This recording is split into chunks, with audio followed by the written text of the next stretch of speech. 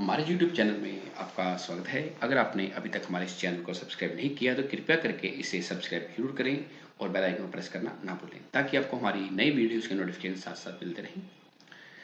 पिछली वीडियो में हमने सीखा था कि IHRMS की वेबसाइट पर सिग्नेचर कैसे अपलोड करने हैं और आज की इस वीडियो में हम सीखेंगे कि जो ACR है एम्प्लॉयज़ की उसको ऑनलाइन फिल कैसे करना है और जो आपको बताना चाहता हूँ कि जो ACR है वो पंजाबी में फिल होगी रावी फॉन्ट में।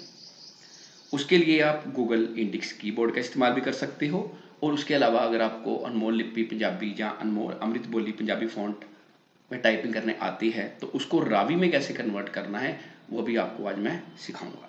तो जैसे आपको लास्ट टाइम बताया था कि जब आपने ऑनलाइन ACR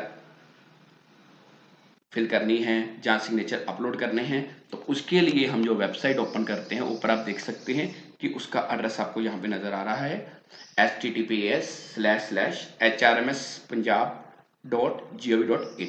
जब इस वेबसाइट पे हम क्लिक करेंगे तो इस तरह से जो विंडो है हमारे पास नज़र आएगी। उसके बाद हम क्लिक करेंगे कंटिन्यू टू IHRMS पंजाब। जब इस पे हम क्लिक करेंगे तो हमारे पास यूज़र लॉगिन विंडो सामने आएगी। इसमें हम अपना यूजर नेम, पासवर्ड और कैप्चा कोड फिल करेंगे। जैसे हम यूजर नेम, पासवर्ड और कैप्चा कोड जब फिल करते हैं, जैसे मैंने यूजर नेम भर दिया 1 2 3 4 5 6, फिर पासवर्ड भर दिया, फिर कैप्चा कोड भर दिया।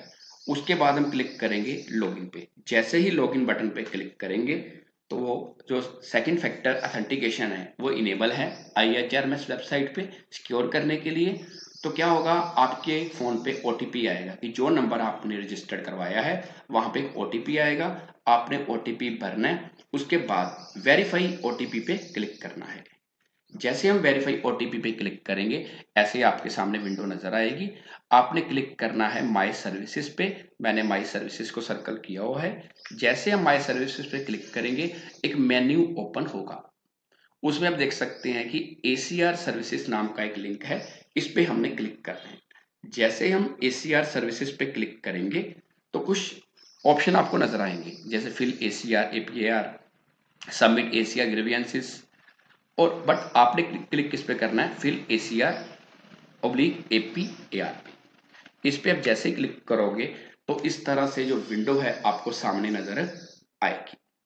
इसमें ये बता रहा है कि serial number 1, financial year 2023-24, date 1/4/23 से लेके 31/3/2024। और यहाँ पे हम क्लिक करेंगे राइट यूर सेल्फ अप्राइजल कि अपनी जो ACR है अपने यहाँ से फिल करनी है। और नीचे देखिए आप देख के आ रहा है कि क्लिक टू अपडेट सिग्नेचर। अगर आपने अभी तक अपने सिग्नेचर अपलोड नहीं किए तो यहाँ पे क्लिक करके भी आप सिग्नेचर अपलोड कर सकते हो। सिग्नेचर अपलोड करने का स्टेप मैंने आपको पिछली वीडियो में बताया था। जब हम राइट यूर सेल्फ अप्राइजल पे क्लिक करेंगे तो क्या होगा, इस तरह से विंडो सामने नजर आएगी जिसमें आपका नाम, एम्प्लॉय का नाम, आपकी date of birth, financial year और बताएगा कि ACR का पीरियड क्या है, कौन से लेके कौन से टाइम तक। इसमें आपको रिपोर्टिंग अफसर, रिव्यूइंग ऑफिसर और एक्सेप्टिंग ऑफिसर के नेम नजर आएंगे। मैंने उनको हाइड किया हुआ है। रिपोर्टिंग अफसर में आपके हेड का, प्रिंसिपल या DDO का नाम आएगा। रिव्यूइंग में DO या डिप्टी DO सर का नाम आएगा, मैम का नाम आएगा। और एक्सेप्टिंग ऑफिसर में भी डिस्ट्रिक्ट एजुकेशन ऑफिसर का नाम आएगा। हमने इस पर किसी भी क्लिक नहीं करना, ये आपकी जस्ट इंफॉर्मेशन के लिए है। जैसे आप आगे जाएंगे तो नीचे आपको दिखाई देगा पर्सनल डाटा। पर्सनल डाटा में सबसे जो पहला कॉलम है उसमें आए नेम ऑफ ऑफिसर, एम्प्लॉय, उसका IHM कोड, मतलब आपका नाम, आपका IHMS कोड आपको यहाँ पे नजर आएगा। उसके बाद डेट ऑफ बर्थ आपकी ये भी पहले से नजर आएगी। और उसके बाद आपका जो कैडर है, डेजिग्नेशन है वो क्या है। जैसे यहाँ पे SLA लिखा आ रहा है क्योंकि एक मैं नॉन टीचिंग स्टाफ की जो ID है वो मैंने ओपन करी है। सातवां पॉइंट है एनुअल प्रॉपर्टी रिटर्न। ये A कैटेगरी के एम्प्लॉयज के लिए है, सो B और C के लिए नहीं है, इसलिए ये कॉलम खाली रहेगा। चौथा पॉइंट है date of appointment in present grade and grade की डेट, आपकी प्रेजेंट ग्रेड की अपॉइंटमेंट डेट क्या है और आपको ग्रेड क्या मिल रहा है। पांचवा पॉइंट है present department, name of branch and date of appointment, कि आपका प्रेजेंट डिपार्टमेंट क्या है, उसकी ब्रांच क्या है और डेट ऑफ अपॉइंटमेंट क्या है। बाकी आपको इसके कॉलम में क्या क्या फिल करना है वो आगे आपको बताऊंगा। 6 पॉइंट है एब्सेंस पीरियड, अगर आप ड्यूटी के दौरान कभी एब्सेंट रहे हो तो उसके बारे में लिखना है। और 8वां पॉइंट है has a officer employee to got PR, कि जो एम्प्लॉय है उसे कभी पीआर मिला है बाहर के देश का, तो वो आपने यहाँ पे फिल करना है। आप कह सकते हो यहाँ पे 8वां कॉलम आ गया, 7वां कहाँ गया, 7वां कॉलम था वो ऊपर था जिसमें आपने पढ़ा है एनुअल प्रॉपर्टी रिटर्न, इसलिए 6 के बाद 8th कॉलम नजर आ रहा है। 8वें का बी है अगर पीआर है तो किस कंट्री का है वो फिल करना है। ये हो गया पार्ट 1। अब पार्ट 2 पे जब आपने आना है तो आपने क्या करना है, अपनी जो पुरानी एसीआर अवेलेबल है वो अपने पास रख लेनी है, क्योंकि उसके जो कॉलम है वही आपने 1 बाय 1 पंजाबी में टाइप करने हैं। सो पहला असेसमेंट पॉइंट है ड्यूटी द संक्षेप विवरण, मतलब ब्रीफ ऑफ ड्यूटी, वो फिल करना है। फिर सेकंड का a targets determined by the department, department ने आपको कौन कौन से टारगेट दिए हैं। सेकंड का बी विभाग वालों ने निर्धारित किए थे टीचर की प्राप्ति, ये फिल करना है, ये भी आपको एसीआर से मिल जाएगा। और थर्ड पॉइंट है द डिफिकल्टीज, कोई अगर डिफिकल्टी आई है तो वो आपने मेंशन करना है। और चौथा पॉइंट है न्यू एफर्ट्स, कि आपने नए एफर्ट्स क्या करे हैं। उसके अलावा 5वां पॉइंट है has taken any training for अपने नॉलेज और on the skills if just दिन गिव डिटेल्स, कि अगर आपने कोई पिछले साल में सेमिनार लगाया है उसके बारे में लिखना है, या कितने दिन की ट्रेनिंग लगाई है, किस कंपोनेंट पे लगाई है। इसके अलावा अगर आपने कोई एडिशनल वर्क कर रहा है वो आपने एक पेज पे लिख के साइन करवा के उसको अपलोड करना है चूज फाइल पे जाके, और उसका जो साइज है वो 500 KB से ऊपर नहीं होना चाहिए, और उसकी जो एक्सटेंशन है वो जेपीजी फाइल होनी चाहिए। उसके बाद आपने लास्ट में क्या करना है, save as draft, save as draft कर दोगे तो आपका जो डाटा ड्राफ्ट मोड में चल जाएगा। ये तो आपको मैंने बताया 1 बाय 1 कौन से कॉलम होंगे। अब किस कॉलम में क्या डाटा फिल करना है एसीआर के अकॉर्डिंगली वो देखते हैं। पर्सनल डाटा, सबसे पहले एम्प्लॉय का नाम आपको उसका कोड पहले नजर आएगा, मैंने हाइड किया हुआ है और टाइप किया खुद ही। उसके बाद date of birth, then post at which is working, ये बाय डिफॉल्ट पहले से ही टाइप होके आएगा जो डाटा आपने EHRMS पे भरा हुआ है। और जो 7th कॉलम है ये सिर्फ क्लास A कैटेगरी एम्प्लॉयज के लिए है। उसके बाद चौथा पॉइंट है date of appointment in present grade and grade, कि इस ग्रेड में जिसमें आप काम कर रहे हो वो किस डेट को आपको मिला था, जैसे मैंने लिखा है 6/4/14। उसके बाद इनका ग्रेड क्या है, जैसे 5910 से लेके 22200 प्लस 2400, ये ग्रेड है। हर एम्प्लॉयज को अपना ग्रेड पता है, नहीं तो आप अपने स्कूल के जो क्लर्क है उसकी हेल्प ले सकते हो। 5वां point present department, name of branch and date of appointment. Present department जैसे हम स्कूल की बात करते हैं, स्कूल शिक्षा विभाग पंजाब, आगे स्कूल का नाम जो भी आपका स्कूल है, सरकारी senior secondary school, middle school, high school, primary school, जो भी है, आगे शहर का नाम या गांव का नाम वो आ जाएगा। उसके बाद आपकी अपॉइंटमेंट डेट, कि किस डेट को आपने जॉब ज्वाइन करी है। 6 पॉइंट एब्सेंस पीरियड, अगर है तो डालो, नहीं तो आएगा कोई नहीं। और 8 पॉइंट कि क्या एम्प्लॉय को पीआर है किसी कंट्री का, अगर है तो उस कंट्री का नाम लिख दो, अदरवाइज कोई नहीं। उसके बाद 6th पॉइंट वो बताया आपको कि एब्सेंस वाला आ गया, कि एब्सेंस नहीं आ गया, देन पीआर आ गया, कोई नहीं आ गया। 8th पॉइंट ये भी आ गया, कोई नहीं। ये हो गया आपका फर्स्ट, जो आपको बताया था नीचे वो बता रहा है कि सर्टिफाई बता रहा है कि जो भी इंफॉर्मेशन भरी है वो बिल्कुल सही है, वो गलत नहीं है। जब हम सेकंड पार्ट में सेल्फ असेसमेंट में आएंगे तो आपको बताया कि इसमें पहले ब्रीफ ड्यूटी जो बताया था कि आपने पुरानी एसीआर रख लेनी है, उसमें से आपने डाटा लेना है। जैसे ब्रीफ ड्यूटी मैंने SLA का डाटा भरा है, उसमें आ गया कि मैं बायो लैब में 11वीं ਅਤੇ 12वीं जमात के विद्यार्थियों को प्रैक्टिकल सामान मुहैया करवाता, मतलब जो ड्यूटीज आप स्कूल में कर रहे हो वो फिल करनी है। उसके बाद आपको क्या क्या टारगेट्स दिए हुए हैं, वो टारगेट आपने लिख दिए हैं कि क्या क्या डिपार्टमेंट ने आपको काम दिए हैं उनके बारे में लिखना है। उसके बाद कि achievements of the target determined by the department, कि डिपार्टमेंट ने जो आपको काम दिए थे उसको आपने क्या क्या किया उसके बारे में लिखना है। उसके बाद में अगर कोई डिफिकल्टी आई है तो लिख दो, नहीं तो आ जाएगा कोई नहीं। न्यू एफर्ट्स, कि नए एफर्ट्स आपने क्या किए हैं। अपने सिलेक्ट को ऊपर लेके जाने के लिए, उसकी अपलिफ्टमेंट के लिए आपने क्या क्या काम किए हैं वो यहाँ पे लिखने हैं। अब ये पंजाबी में कैसे टाइप किया है ये आपके आगे आपको बताऊंगा कि नॉर्मली अगर आप मोबाइल में काम कर रहे हो तो गूगल इंडेक्स कीबोर्ड में लैंग्वेज का ऑप्शन आता है, हिंदी का, पंजाबी का। आप पंजाबी लैंग्वेज सेलेक्ट करके टाइप कर सकते हो। अगर अनमोल लिपि टाइपिंग आती है तो उसको यूनिकोड में या रावी में कैसे कन्वर्ट करना है वो आगे बताऊंगा। उसके बाद पांचवा पॉइंट है कि क्या आपने कोई ट्रेनिंग ली है, तो जो ली है उसके बाद लिख दो। जैसे यहाँ लिखा है मैं कि पढ़ो पंजाब पढ़ाओ पंजाब के लिए 2 दिन की ट्रेनिंग। अगर आपको कोई सेमिनार लगा है, ट्रेनिंग लगी है ब्लॉक लेवल पे, डिस्ट्रिक्ट लेवल पे, स्टेट लेवल पे, नेशनल लेवल पे, वो आप लिख सकते हो।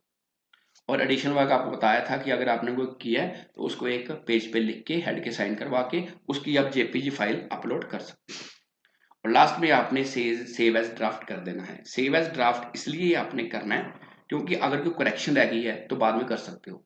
क्यों? क्योंकि आगे आपकी एसीआर को हमने फाइनल भी करना है, क्योंकि फाइनल होने के बाद आप अपने लेवल पे कोई भी करेक्शन नहीं कर सकते। और ये जो हम काम कर रहे हैं ये इंडिविजुअल एम्प्लॉय के लेवल का है। आपने ड्राफ्ट मोड पे सेव कर दिया।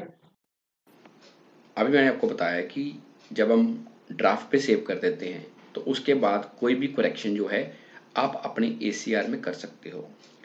मान लो कि अगर आपसे कोई एसीआर में गलती रही है तो आप क्या कर सकते हैं, मॉडिफाई यूर सेल्फ अप्राइजल। पहले यहाँ पे आ रहा था राइट यूर सेल्फ अप्राइजल, अब यहाँ पे आ गया है मॉडिफाई।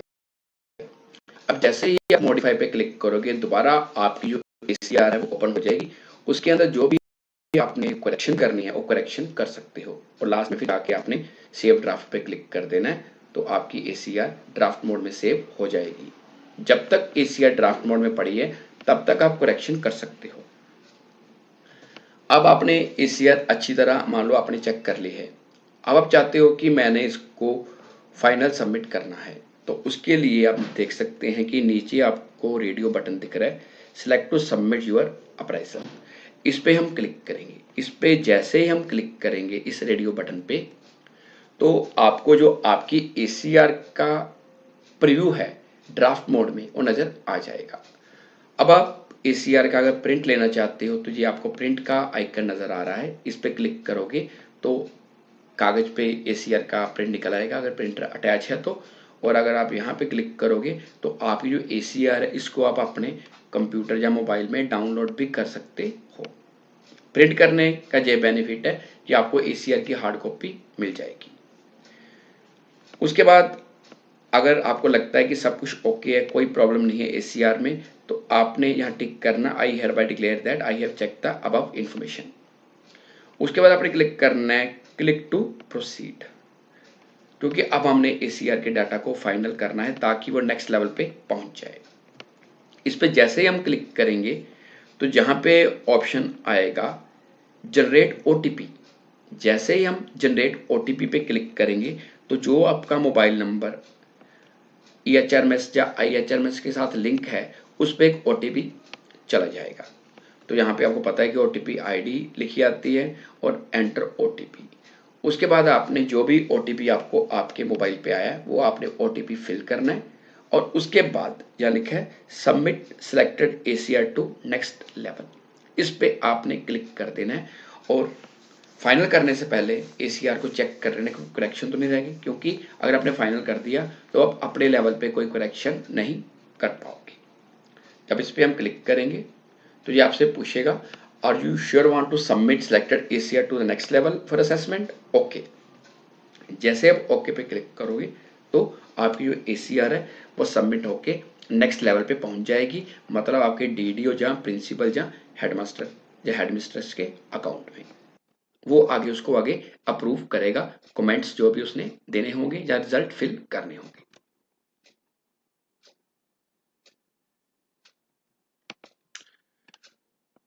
उसके बाद जब आपने एसीआर में डाटा फिल कर लिया तो आईडी से बाहर आने के लिए आपने लॉग आउट साइट को जरूर करना है, क्योंकि अगर आप साइट को लॉग आउट नहीं करेगा कोई भी आपके डाटा को नुकसान पहुंचा सकता है।